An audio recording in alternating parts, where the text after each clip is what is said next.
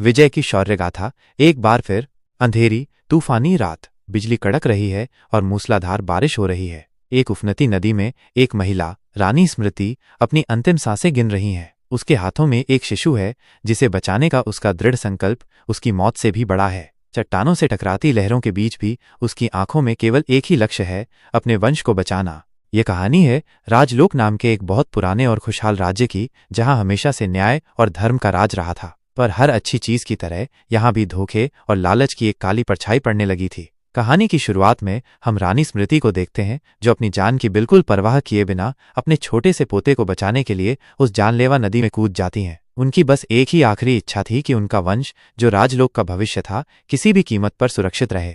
रानी स्मृति अपनी पूरी शक्ति बटोरते हुए पानी में संघर्ष करती हुई, उनकी आंखों में ममता और अटल दृढ़ता है। ये राजलोक का भविष्य है, मेरे विजय को बचा लेना, इसे कोई हाथ नहीं लगा सकता, मेरे राजलोक को बचाना।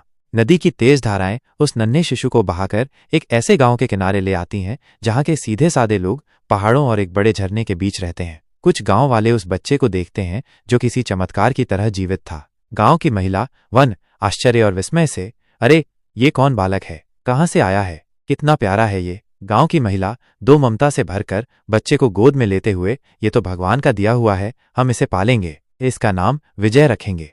कई साल बीत जाते हैं। विजय अब एक मजबूत ताकतवर जवान बन चुका है। वह पहाड़ों पर आसानी से चढ़ता है, जंगली जानवरों को भी वश में कर लेता है, और उसकी आंखों में हमेशा एक सपना रहता है, उस विशाल झरने की चोटी तक पहुंचना जहां से एक रहस्यमय पत्थर गिरा था, जिसे वह अपनी मां की मृत्यु का कारण मानता था। विजय झरने की ओर देखते हुए, उसकी आंखों में एक अजीब सी चमक और चुनौती दिखती है। ये झरना मुझे बुला रहा है, इसके उस पार क्या है, मुझे जानना ही होगा। मेरी माँ कहती थी, विजय तुम कुछ भी कर सकते हो। हाँ, मैं कर सकता हूँ। कोई भी पहाड़ इतना ऊंचा नहीं कि मैं उसे पार न कर सकूं। वो कई बार कोशिश करता है, गिरता है, चोटें खाता है, लेकिन उसका इरादा कभी नहीं बदलता। आखिरकार अपनी अदम्य शक्ति और पक्के इरादे से वो उस मुश्किल झरने को पार कर लेता है और राजलोक राज्य की शानदार और अद्भुत दुनिया में कदम रखता है। यहाँ उसे एक ऐसा सच पता चलता है जो उसकी पूरी जिंदगी बदल देता है। वो कोई साधारण चरवाहा नहीं, बल्कि राजलोक के महान वीर और न्यायप्रिय पूर्व राजा आनंद का बेटा है। कहानी के अगले भाग को देखने के लिए सब्सक्राइब करें इस चैनल को व घंटी वाला बटन दबाएं ताकि अगला भाग अपलोड होते ही आपको नोटिफिकेशन प्राप्त हो जाए। धन्यवाद। आपका दिन शुभ हो।